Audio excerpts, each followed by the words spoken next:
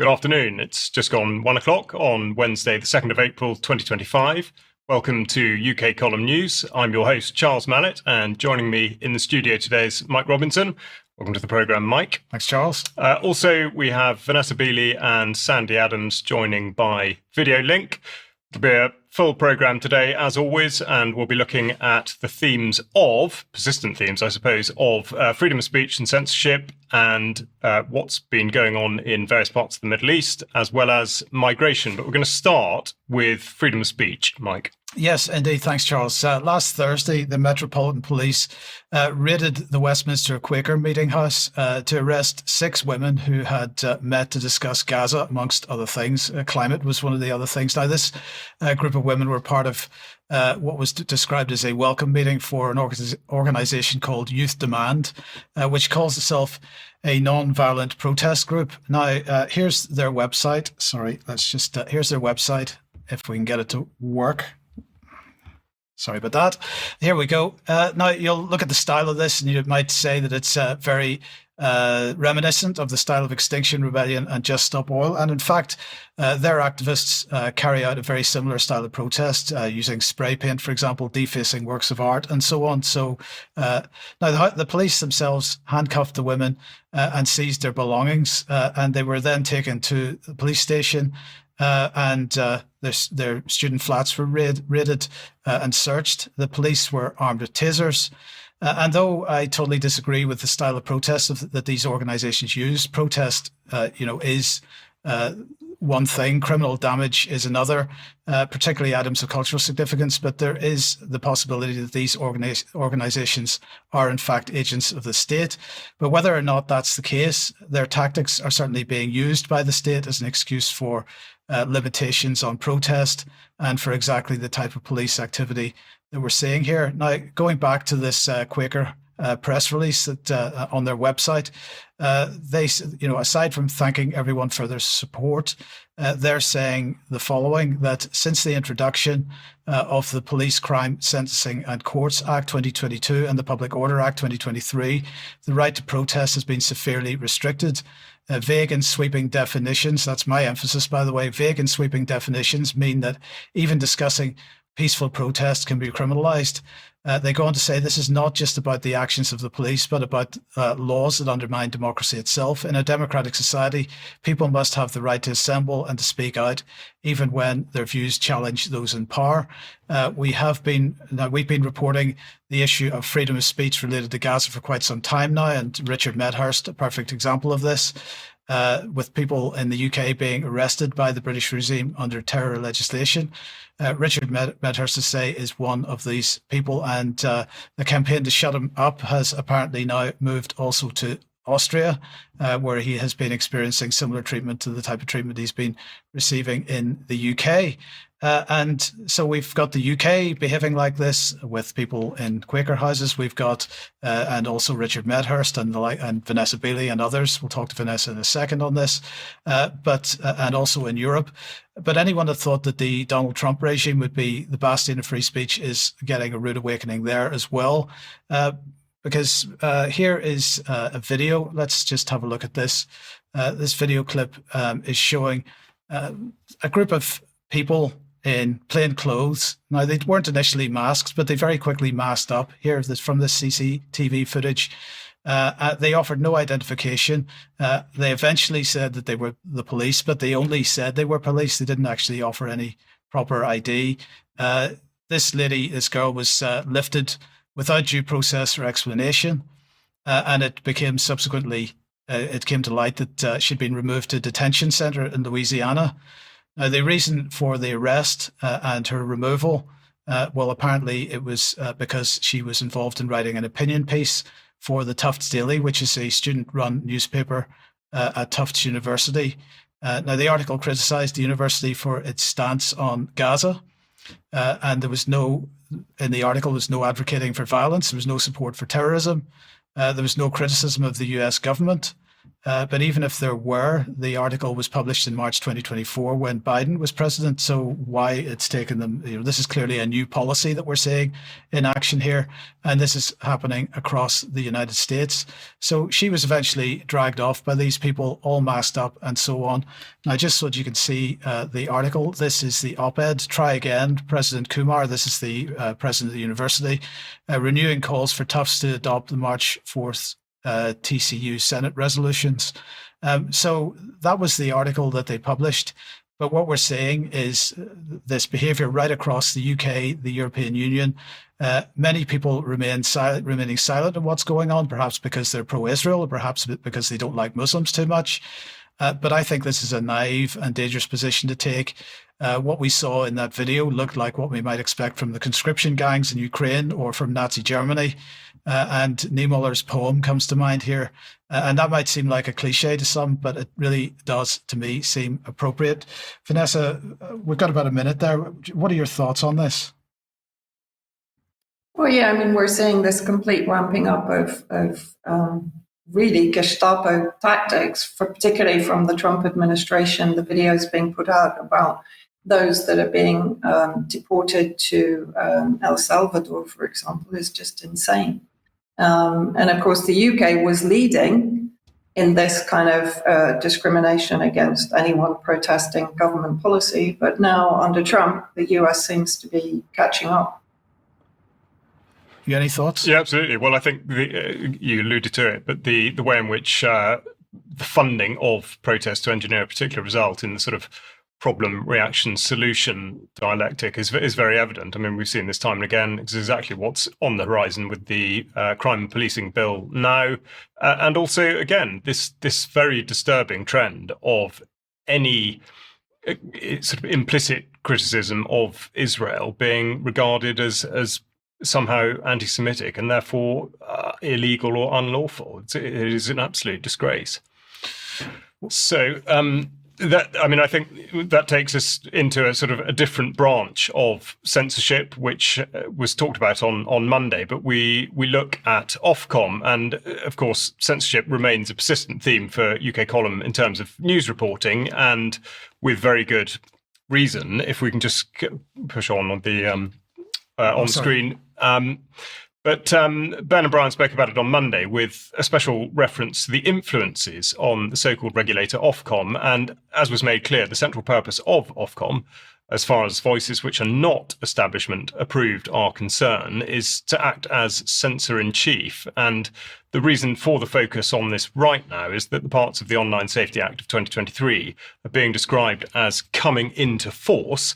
And in doing so, they're shifting the burden of responsibility for exposure to harm from the individual to the broadcasting entity.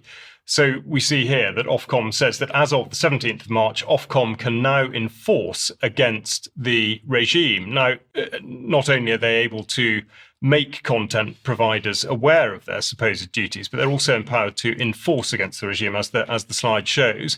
And critically, the specific burden, which Brian alluded to, falls upon the moderation and control of content on a platform, which may be described as user to user. So in the case of UK Column, this is a specific reference to the members' forums.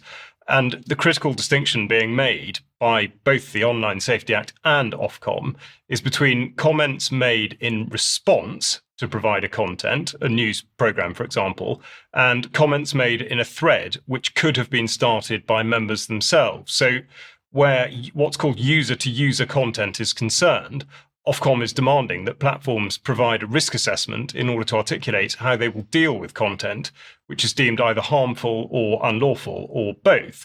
And what's extremely important to understand here is that even if the provider, UK Column, for example, has not broadcast any contentious material, we may still be held liable for completely unrelated conduct by members in the forums.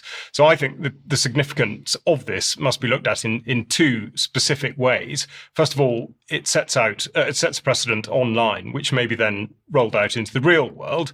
So to use a perhaps oversimplistic analogy, but at the moment, if, say, a fight breaks out in a pub, there's no suggestion that the pub should be held liable unless, of course, it or the landlord has conducted a particular activity which could have precipitated or incited the incident. So to extend this analogy, the Online Safety Act would hold the pub liable regardless of whether they were hosting a punch-up themed evening or not. Now, it doesn't take much imagination to see how any sort of venue could be threatened simply because of the conduct of the people in there and completely regardless of the sort of event held by the venue. Just before you go on, I mean, this is why we've seen these small forums, these volunteer-led forums, closing down over the last couple of weeks in the UK. Absolutely. I mean, the pressure and the threat, which we'll sort of come on to, is very, very evident. And of course, the expectation is that organisations will, in effect, jump before they're pushed. But the second issue is one of discrimination. And the wording of the Act is such that the targets of Ofcom's scrutiny and powers are, of course, the independent providers where users have a means of communicating with one another. And there exists a specific exemption for providers which only host user comments that are in response to provider content. So this means that if, say, the BBC or the Daily Mail host comments which reference criminal activity, say terrorism or incitement to violence or public order, they may not be held liable. Now, with regard to statute legislation, there are a couple of points to be made. Firstly, and as stated by the Crown Prosecution Service, there's an unenforceable pressure to deal with a crime if you witness one, but, as they go on to say, there's no legal obligation to do anything about it. They refer specifically to contacting the police. But of course, the Online Safety Act turns this on its head. And also, the Interpretation Act of 1978 suggests that it is possible for companies to be discriminated against. Shown here in the Act that a person includes a body of persons, corporate or unincorporate. That goes all the way back to 1889. And this really doesn't seem to have been raised in relation to the regime of censorship. But the next thing we come to is what I would describe as an enormous conflict of interest, which is set before Ofcom, in that they're to reward themselves financially for enforcing this censorship. So this turns out to be, or could turn out to be, a very lucrative exercise. Now, last year, admittedly, they only pulled in 7 million in penalties, but they do boast that in previous years, 2018, they issued Royal Mail with a £50 million financial penalty for breaking competition law. And now they're suggesting, with the raft of powers that they have been granted, that they could fine to a value of up to 18 million, or indeed 10% of the qualifying worldwide revenue, whichever is the greater. So not only do they have a new range of enforcement powers, but they especially believe that they can interdict businesses that do not even have a UK footprint. Now, the thing to note here is that Ofcom sits within the Department for Science, Innovation and Technology, and there can be little doubt that they would consider a success if Ofcom returned more money to them, as per the route on this diagram.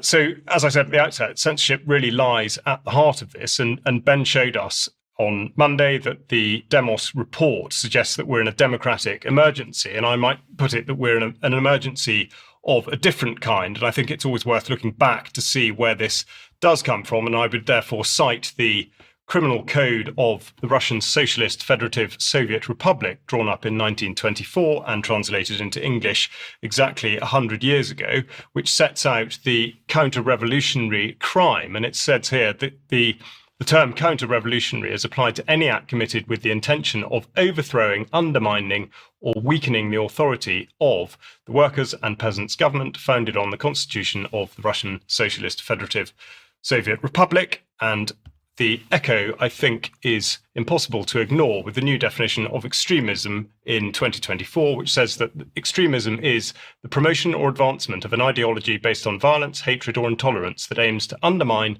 overturn, or replace the UK's system of liberal parliamentary democracy and democratic rights.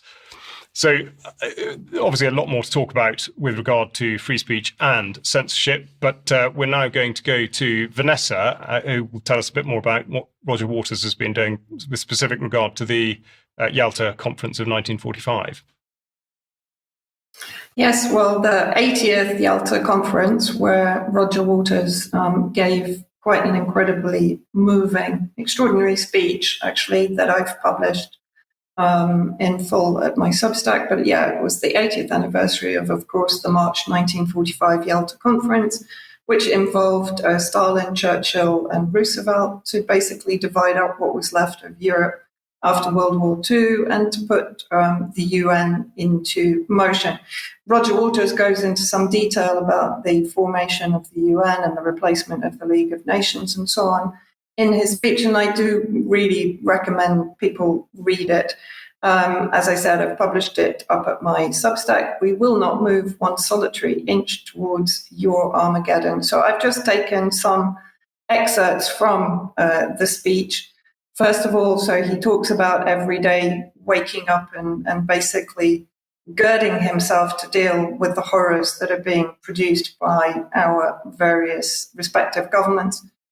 What can I do today? What do I prepare? Why do I prepare for battle every day? Because every day we're fighting the existential battle for the soul of the human race. And I think this is something that we've all alluded to on UK Column. And he goes on to say, the truth is that what Western governments are doing when they support Israel's psychotic bloodbath is not simply justifying Israel's horrific crimes. They're also defending themselves in defense of their own indefensible imperial pasts. The entire speech is, I keep saying it, but please go and read it because it's beautifully written and it's written from the heart. And I think it sends a message to all of us who are trying to navigate the horrific scenes that we're being forced to watch as a result of our government's foreign policies. And so he ends up with saying, it is not God who is giving Israel permission to continue its murderous rampage. It is us. We can stand shoulder to shoulder, arm in arm, face to face with Trump, with Netanyahu and Starmer, and armed with love and truth, we, the choir, will find the strength to say enough. Now, obviously, this is a very idealistic statement, but at the same time, I think he's alluding to the unity that we've been continuously talking about, that instead of allowing ourselves to be distracted and divided by the narratives that are obviously being produced exactly to do that, we should be standing against what is effectively an ongoing genocide, whether it's in Palestine, whether it's in Lebanon, whether it's in all of the global south, in Yemen right now. And unification is the only way that we are going to be able to stand and face those that are perpetrating the crimes against humanity. Thanks very much, Vanessa. Sounds like a speech that would definitely be worth reading. Usually anything that Roger Waters says is these days either ignored or gets a pretty bad reception in the mainstream. Has there been much of a response to this? No, not that I've seen, actually. I've just been sort of reading through the speech this morning. It's getting a good reception, of course, on various social media platforms, but I'm quite sure he will come in for some flack at some point, probably more from the Trump administration than anywhere else. If you remember, it was Robert Kennedy Jr. who led the attack against him previously. Absolutely, indeed. Vanessa, thank you very much indeed. Now, we're going to come to Sandi, who spoke last week about it's a couple of weeks ago, I think now, about sanctuary cities. So I think you have an update for us, Sandi. Yes, I mean, following on from last week's article I did on Monday on sanctuary cities, Yeah, on Monday evening, Weston-super-Mare Town Council voted 11 to, I think it was 11 to 14, to become a city of sanctuary, despite growing concerns from the people of Weston. About 200 people turned up at the town hall to raise their concerns, and it was deemed a protest, which I thought was quite interesting, by the council. I mean, these are just concerned citizens worried about, whether the town can sustain this amount of people. So there'd been no public consultation on this, and there was a motion in place to defer the vote, which was overruled. So people keep asking, what's going on? I mean, Starmer vowed to smash the gangs, right? And so far, we're just seeing no attempt to smash these so-called gangs bringing in the boats. And it's causing massive division here. I mean, that's the problem. So is there a government operation fulfilling this role? And I've looked into the early European Union and what really happened. And some people speak of a long-term plan called the Kalergi plan from the 1920s. So I thought I'd take a deep dive into this because it does seem that there was Kalergi did exist. It's not a conspiracy theory. And he wrote a book called Practical Idealism in I think it was 1925. And he was the founder of the Pan-European movement, which was the first serious proposal for European unification at the time. And you look at the index for his book, and that there's a lot of talk about technocracy, elitism, and breeding and interbreeding, and sort of, there's a lot of, it's a globalist blueprint, really, and not one rooted in egalitarian democracy. It's rather led by an enlightened elite, he calls it. And Kalergi was born in 1864. He was of mixed race. His father was an Austrian aristocrat, diplomat, and his mother was from a notable wealthy Japanese family with samurai heritage. So very, very quite amazing sort of bloodline he had. But he was very, very entitled, and he promoted miscegnation, which is racial mixing, as a means of overcoming nationalism and tribal divisions, envisioning the future of Europe as a mixed race a continent, because practical idealism was really the key for understanding Kalergi's vision. And on page 27, he said, the man of the distant future will be a hybrid. He said today's races and classes will gradually disappear due to the elimination of space, time, and prejudice. This new race of the future, similar in appearance to the ancient Egyptians, will replace the diversity of peoples with a diversity of individuals. Well, it's quite an interesting concept. He was never really, he didn't call it a plan himself, but what happened is it was adopted by the architects of the European Union later. Kalergi had close ties with many powerful figures. He had financial elite backers. Max Warburg, powerful banker from the Warburg banking family in Germany, funded his Pan-Europa project in the early days. And Baron Louis de Rothschild, the Austrian branch of the famous Rothschild family, also supported his efforts. And he did say that the European finances and intellectuals were an essential part of this vision of a united and post-national Europe. So Kalergi also had contacts in royal families like Otto von Habsburg, who later became president of the Pan-European Union.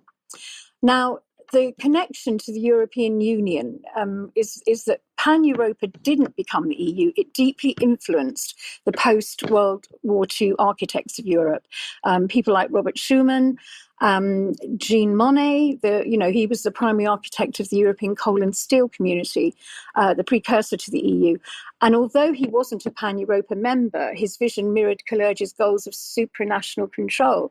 So we've got all these different people adopted his ideology, particularly Peter Sutherland, who was if we fast forward to the 20th and early 21st centuries, Peter Sutherland, often referred to as the father of globalization, he played a pivotal role in shaping policies that promoted European integration. He was a strong advocate for migration, viewing it as an essential for economic growth and cultural exchange with Europe. His work emphasised the importance of open borders and the free movement of people, aligning with the foundational principles of the pan-European movement. The connections to the World Economic Forum and Agenda 2030, you've got the WEF, their whole global economic policies related to European integration and migration. And Peter Sutherland was an active participant in the WEF, contributing to the dialogues on immigration and its role in global development.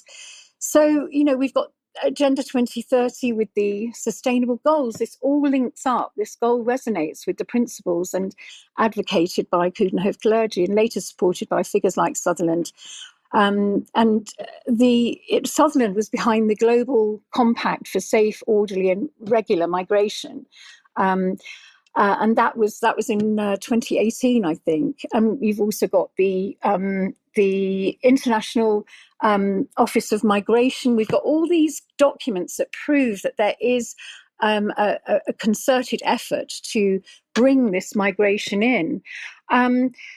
So the Pan-European Union, it does still exist today. It's headquartered in Austria, and it was officially recognised by the European Parliament in the 1970s as a forerunner of the EU. And we have the Charlemagne Prize, which is awarded to figures who promote European unity, and it was first given to Coudenhove clergy in 1950. And, if you look at the recipients of the Charlemagne Prize, it's given every year by the city of Aachen, and you can Google it. If you want to see those who've been, rewarded for EU unification, the Charlemagne Prize is really the place to be looking. And it's a bit of a rogues gallery, really. Charlemagne was the leader of the Frankish Empire, which later became the Holy Roman Empire, who were the first to unify Western Europe. So in 1956, you've got Winston Churchill. 1963, Edward Heath received the prize. 87, Henry Kissinger. 1999, Tony Blair. 2000, Bill Clinton. 2008, Angela Merkel. 2016, Pope Francis. 2018, Emmanuel Macron, and 2019, Antonio Guterres. And just lately, in 2023, Volodymyr Zelensky and the Ukrainian people were awarded it in 2023. In 2024, Rabbi Pinchas Goldschmidt and the Jewish Communities of Europe. And in 2025, Ursula von Leyen. So it is a bit of a rose gallery.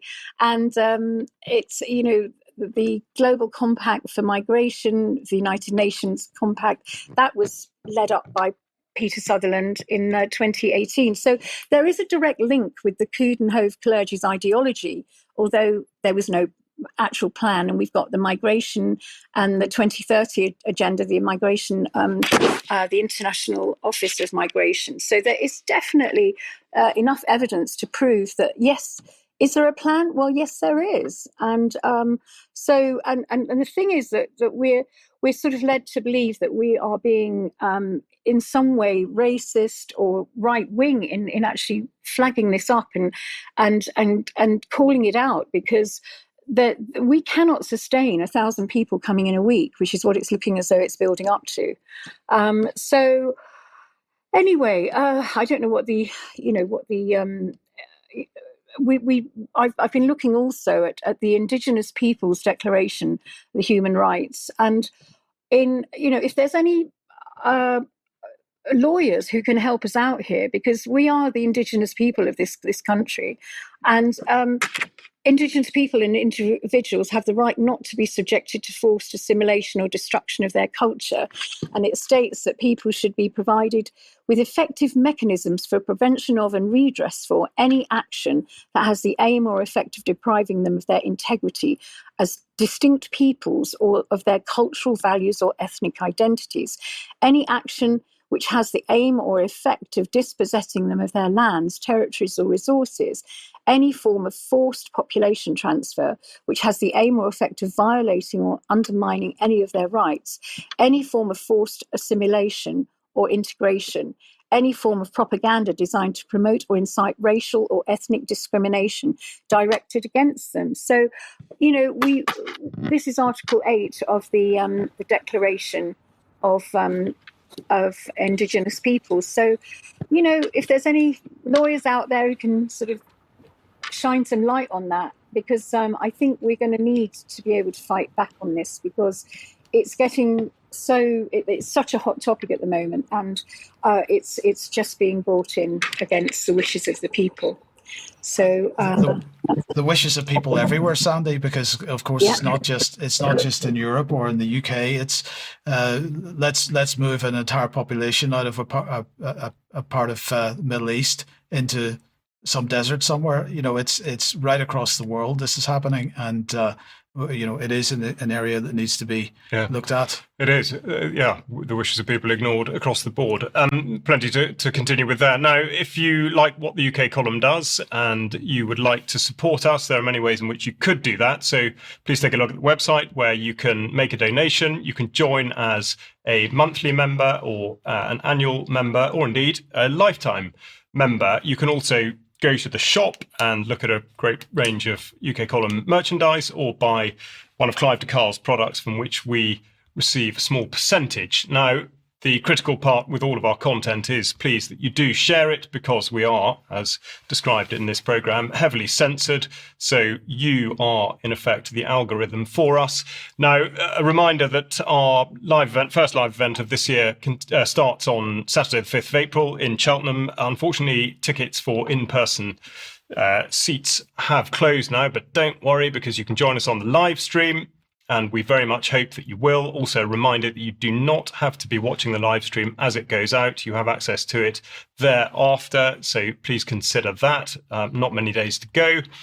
Now, tomorrow we have an interview going out with Carl Schwartz, an interview that Brian has conducted. He's the author of One Way Ticket to Crawford, Texas.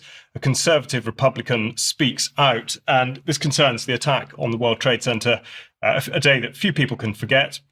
But that day did not happen out of the blue, and in reality, the attack was a Pearl Harbor to justify a shift in Bush-Cheney oil strategy. Of course, trillions of dollars in oil and gas money being at stake there. So please do tune in to that interview at 1:00 tomorrow, and Mike can give us a quick brief on yesterday's interview with Catherine Austin-Fitz. Yeah, if you didn't see that yesterday, do get a look at it. It's on the UK column website now. Catherine talking about Trump's continuing building of the technocratic infrastructure in the United States. She talks about CBDCs, about digital ID, and a whole bunch of other related topics. So please join us for that.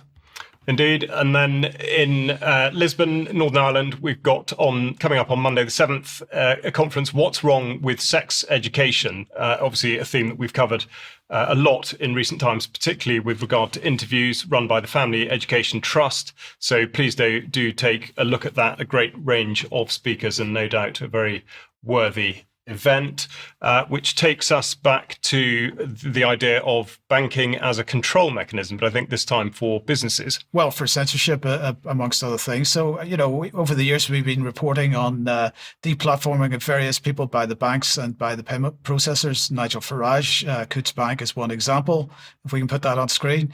And PayPal, a serial offender with Consortium News, the Free Speech Union and Toby Young, and Mint Press, just to name a few. Let me introduce you to this website, Bad Banki. This has been produced by Talk Liberation, which is a privacy-focused software development organization which is building a new social media platform called Panquake. They've announced they're suing an Icelandic bank, Iceland's Banki, in court. Now joining me to discuss this today is John Kiriakou. John, I hope I pronounced your surname correctly. Welcome to the program. First of all, tell us about Talk Liberation and what you're doing with Panquake. Talk Liberation is the parent company of Panquake. Panquake itself was established about 5 years ago, actually exactly 5 years ago, as a privacy and transparency focused social media platform. It's transformed into something bigger than that. It's transformed into something now that is designing software using open source code that would allow people to, for example, surf the internet without being tracked. The Panquake social media platform itself would allow people to do essentially what they do on any of the big platforms, but without being tracked, without being followed, without being sent to one place or another by algorithms, something that's completely transparent and yet protective of individual privacy. So the bank in Iceland, what did they do, and what was the impact on the work that you were doing? Well, back in 2002, the bank here in Iceland, Iceland Banki, arbitrarily, capriciously, simply froze Panquake's accounts without any explanation. It froze the accounts, which in turn froze the seed money, which in then turn froze development of all these wonderful products and services that the company was developing. They did this under counterterrorism and counter money laundering laws, but didn't provide any explanation. And then finally, just as arbitrarily, lifted the freeze and let the money go, which, when you think about it, is almost an admission that they did so improperly in the first place. So when you say they let the money go, did they reinstate your bank account, or did you have to get a bank account somewhere else? They reinstated the bank account, again, without any explanation at all. And so what we ended up doing at Panquake was hiring WikiLeaks attorneys here in Iceland to go after the bank. You know, at the very least, we want an explanation as to why this happened, why they would interfere, and who put them up to it. Was this a decision that was taken by the bank itself? Was it taken by the Icelandic government? Was it taken by a foreign government or foreign entity asking the Icelanders to do such a thing? We just don't have any answers to these questions.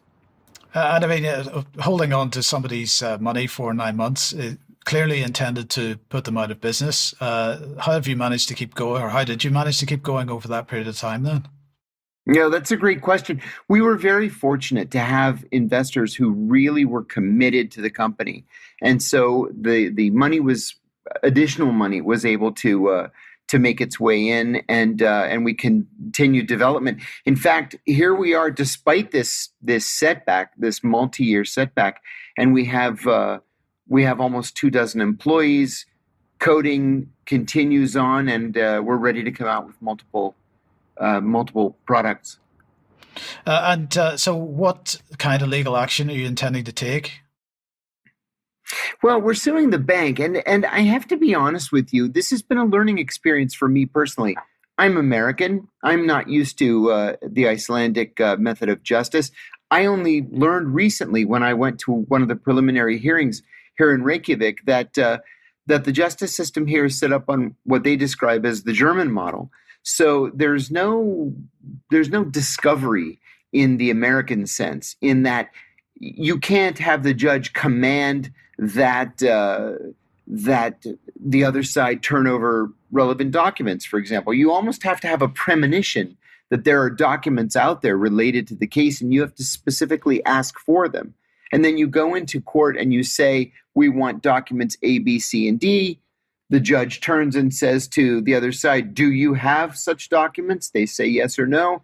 If the answer is no, then you're out of luck. If the answer is yes, you may get your documents. So it's very drawn out, and it's almost as though the deck is stacked. But it also then gives you a sense of how right WikiLeaks was to finally force a settlement in its case, and how right so far Panquake is that the bank backed off in the first place and released the funds. So are you optimistic? We are optimistic. You know, the thing is right and wrong is wrong. And we knew from the beginning that we were right. We knew that there were powerful forces against us, whether they were here in Iceland or in the United States or in Europe. We knew we would have to fight these fights. And these fights have presented themselves. We have won so far. we are willing to not just go forward here in Iceland, but go forward until the bitter end. And we're confident we're going to come out ahead. Okay, well, we'll wish you all the best on that. I'm going to say, John, thank you very much for joining us today. Details of the websites will be in the show notes, of course, and hopefully we'll hear more from you in the not-too-distant future. So thank you for joining us. Indeed, thanks so much for having me. Thank you, John. Thanks, Mike. No, we'll go back to Vanessa, where we will look at how the Trump regime continues to stir things up in Yemen. Yeah, Trump is saber-rattling all over West Asia and, of course, with Iran, but particularly in Yemen. So this is what he put out a couple of days ago. The Iran-backed Houthi terrorists have been decimated by the relentless strikes over the past 2 weeks. Many of their fighters and leaders are no longer with us. We hit them day and night, harder and harder. Their capabilities that threaten shipping in the region are rapidly being destroyed.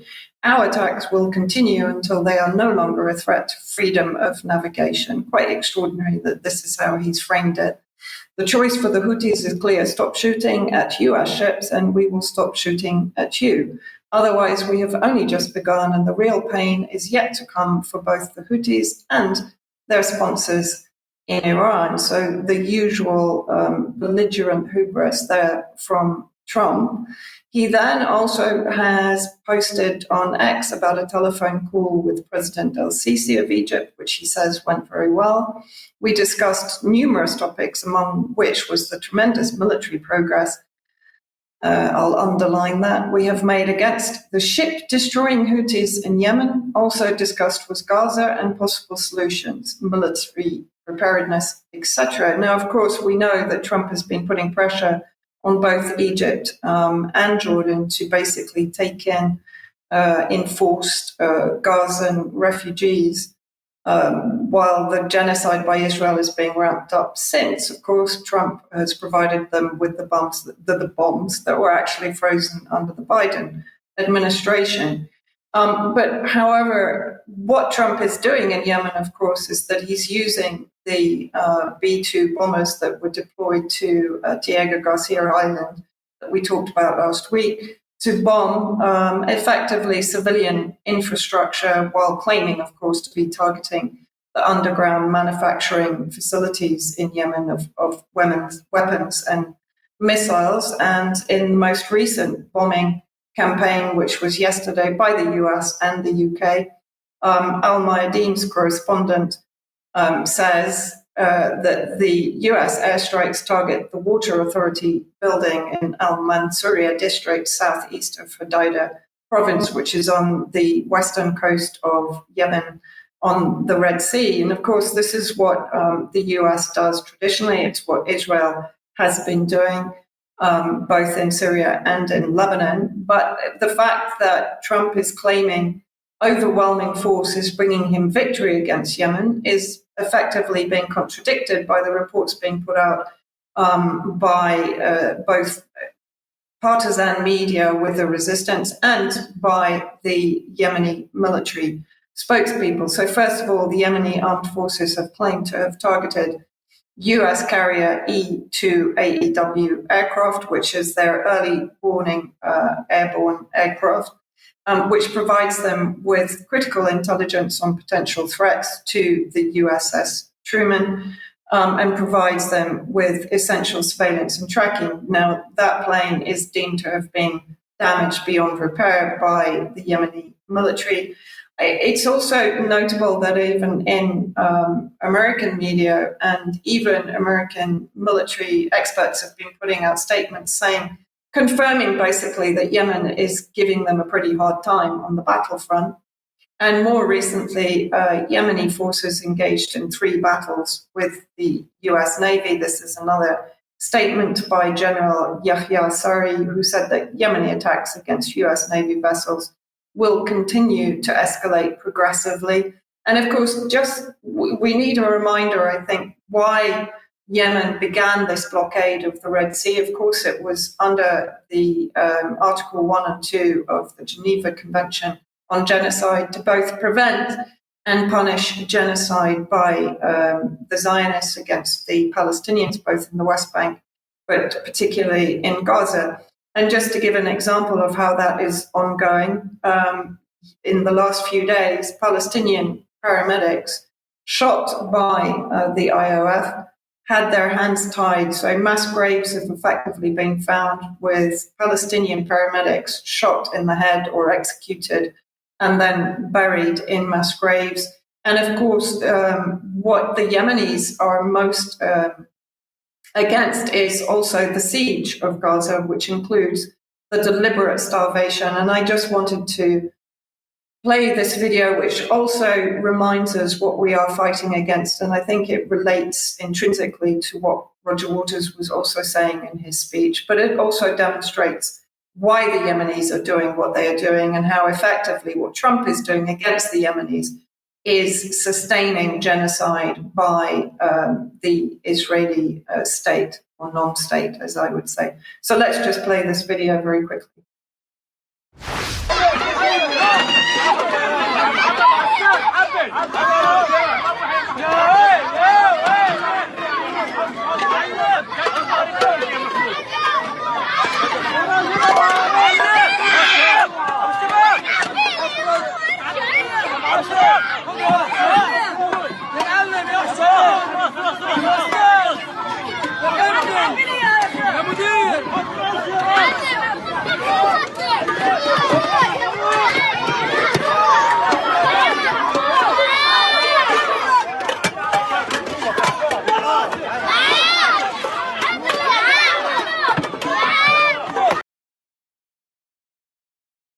So this is effectively what Trump is defending with his mass deployment to Diego Garcia and his bombardment of Yemen.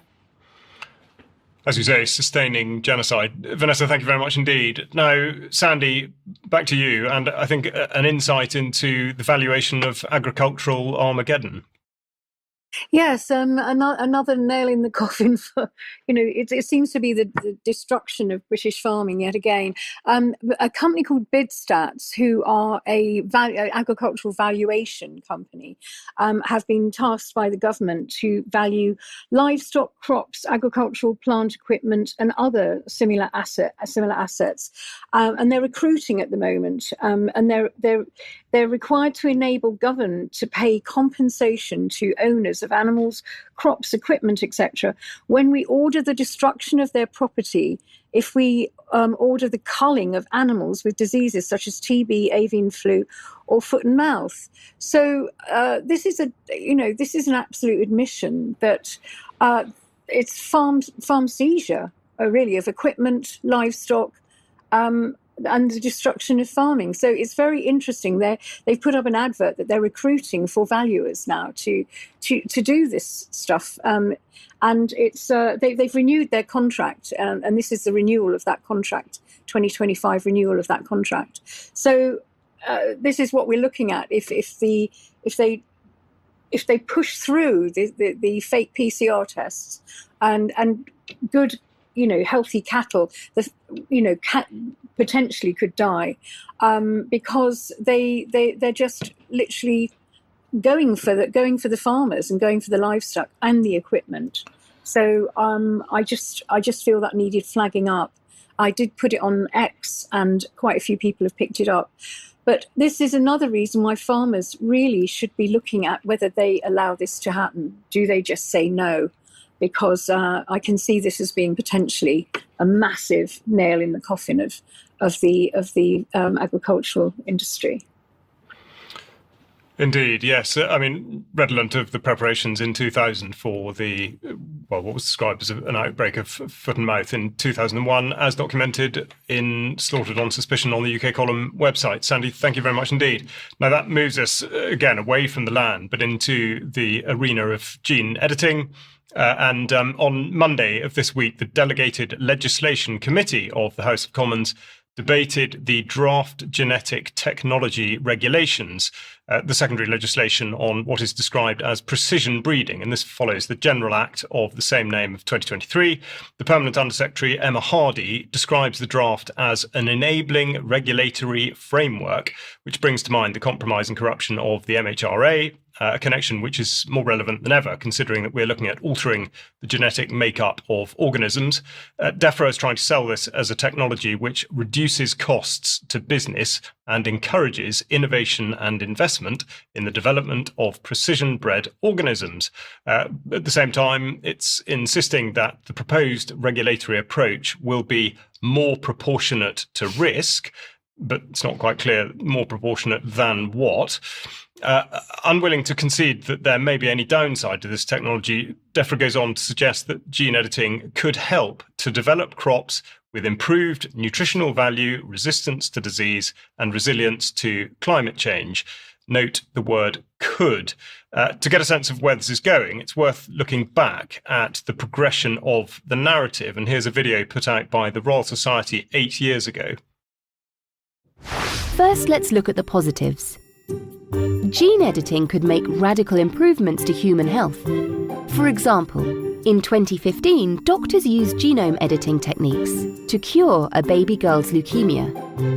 In the future, we may be able to fix the gene mutations that predispose some people to cancer, or enable new therapies for HIV, or edit the genes that cause hereditary diseases.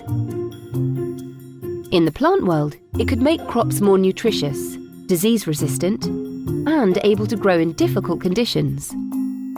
By editing animals' genes, we could help them resist diseases. Scientists are currently working to edit the genes of mosquitoes to prevent them from carrying malaria. So genome editing has enormous positive potential. But what about possible downsides? Genes could be edited in early human embryos to alter characteristics such as eye colour that have no bearing on health. This raises the possibility of designer babies. And changing an embryo's DNA would not only affect the child, but their descendants too. These same techniques could also be used to create designer pets or develop more virulent microbial diseases. So, alongside the many benefits of genome editing, there are also some ethical and societal concerns to consider. The technology is already in our hands. Now's the time to debate how we use it, regulate it, avoid negative uses, and unlock its potential to provide life-changing solutions to some of the world's biggest challenges. There we go. It seems quite clear that the key message to be taken away is that if we improve our nutrition via improving the growing conditions of our plants and animals, we'll then be able to convert those benefits by tinkering around with our own genetic composition for the greater good. Of course, all of this is predicated on the assumption that the description of precision breeding is actually accurate. And as it stands, we're told that the results of gene editing may only contain genetic features that could have resulted from traditional breeding processes, and that the editing itself is just an acceleration of other processes. So even if taken at face value, the law of unintended consequences will have its part to play, and this means that nobody can possibly know the medium to long-term outcomes. What is barely ever referred to is the response of the environment to the precision-bred organism. The focus is always on the breeding technology and not on the consequences to the food chain either side of the organism in question. Now, the reason for making this point is that it's always stated as an absolute truth that gene editing should be regarded as completely separate from the modification of genetic organisms, in that GMO may introduce genetic material from unrelated species, but given the complete uncertainty over the outcomes and the constant use of conditional language such as could, this distinction is semantic rather more than legitimate. Anyway, back to Parliament. Emma Hardy attempted to brush off the work of the Secondary Legislation Scrutiny Committee of the House of Lords, which had written in late March that this is a, quote, complex and sensitive policy area about which there are strongly held views, and that concerns have been raised about the lack of labelling requirements, despite apparent strong consumer preferences for mandatory labelling of products containing precision-bred organisms, and the impact of the new regulatory approach on trade and on organic producers. End quote. This roughly translates as a deeply held suspicion by the public, both of the products themselves and the way in which the government may manipulate outcomes for consumer and producer alike. The other focus for the messaging on this debate is that the only reason animals are succumbing to the well-publicised diseases such as foot and mouth, blue tongue and bird flu is that the animals themselves are defective and in need of updating or upgrading. This has the twin effect of ignoring the conditions that they're kept in, as well as impregnating the public consciousness with the idea that eliminating disease via gene editing is something which could and should be applied to humans too. So I think we'll have more to discuss on this in Extra, especially the potential for any of this regulation to be weaponized in such a way that only gene-edited or cultured food is permissible, especially since all of this technology is currently banned in the European Union. And finally, of course, there is the question, which is almost never asked, what if things do not turn out well? How does DEFRA or anyone else reckon on stuffing the genie back in the lamp? Here a piece from the Health and Safety Executive about an accidental release for a GMO, admittedly significant and unintended release of GMO, and which presents an immediate or delayed risk to human health or the environment. Plenty to think about, and it deserves a great deal more scrutiny. Now, this takes us back to Vanessa, where we are going to look at what's going on in Lebanon. Yeah, Israel yet again violating the ceasefire and the UN resolution 1701 by bombing north of the Litani River. This is from Halajaba on X. Israel bombed Beirut again. This was yesterday at 4 a.m. Twice in 1 week at 4 a.m. while people slept and there was no warning. Warplanes struck a building in the southern suburbs, no warning and no justification. 3 people, including a woman, I think that's now 4 people, I think one person succumbed to their wounds, were killed, 7 others were injured. Once again, Israel brazenly violates UN Resolution 1701 because impunity is the only rule it follows. So let's have a look at the first attack that she's talking about. This warning was actually put out by the Zionist military, basically an urgent warning. This was in the middle of the day on Monday, and the red square there is the building that was supposed to be evacuated, but you can actually see that there were 2 schools in very close proximity, the Lycée des Arts and St. George's School, and there was actual mass panic because the children in those schools had very, very little time to be evacuated. There was footage of children panicking and screaming, trying to leave the school in time before the adjacent building was bombed and obliterated. And this is a very short video of the attack at 4 a.m. yesterday morning. As you can imagine, this is showing the damage to the building. But this was at 4 a.m. when people were fast asleep.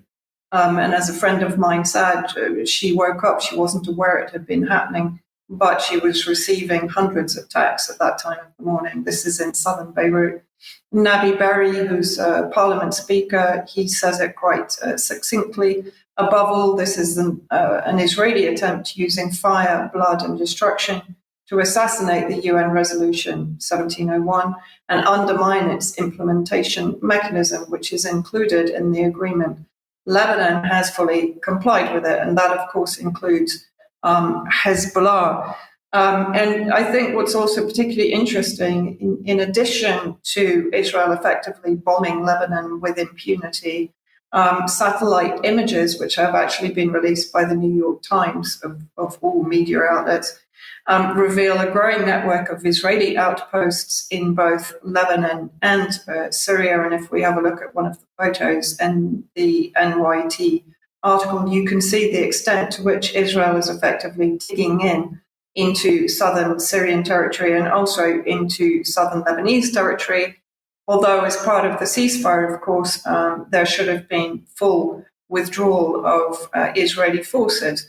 And in fact, the exact opposite to that, this was actually on my Telegram channel yesterday towards the end of the afternoon. In the past 2 hours, enemy Israeli attacks targeted several border areas, machine gun bursts targeted the southern outskirts of the town of Aitarun, more machine gun bursts in the vicinity of other towns in the south and in Sheba. And then basically, along with the machine gun sweeping operations, with the sounds of Israeli tanks moving into southern Lebanon. So this is in direct violation of the ceasefire, of course. And then on top of that, let's just have a look at this section from the article in the NYT, which shows very clearly the red circle is the area that I've just been talking about, where Israeli tanks are basically coming into Lebanese territory. But you can see very clearly there, I mean, if you freeze frame and have a look at the photos or go to the article, which will be in the show notes, you can see the development of effectively settlements by Israel, both in southern Lebanon, by the 5 highest points that we've talked about many times on UK column, and in southern Syria, extending towards southern Damascus, the suburbs of Damascus. So, Israel continues with impunity, bombing civilian residential areas, violating ceasefires, as of course it's always done in Palestine. And Trump is doing absolutely nothing to stop it. In fact, what he's doing is, as we said, sustaining the criminality of Israel. Indeed, yeah. Unfortunately, very consistent in the way that they conduct themselves, at least the Trump regime and indeed the state of Israel. Unfortunately, not time to go into that further now, but we definitely will in extra, so that we'll have to close the programme out there. But please remember the Catherine Austin Fitz interview from yesterday, and indeed to look forward to the Carl Schwartz interview going out at 1 o'clock tomorrow. Also, may I encourage you to go ahead and buy that live stream ticket for the Cheltenham event on Saturday, this Saturday. And again, to reiterate, you don't need to watch it at the time, but you will have access to it thereafter. So we'll look forward to seeing you either in person or indeed on the end of a live stream. So it just remains for me to thank Mike very much for being here in the studio with me, and Vanessa and Sandi for joining by live link, and indeed John Kiriakou for joining from Iceland. If you are a UK column member, please stay on the line, and we'll see you in a few minutes for extra. Otherwise, the news will resume on Friday at 1 o'clock. See you then. Thank you very much. Bye-bye.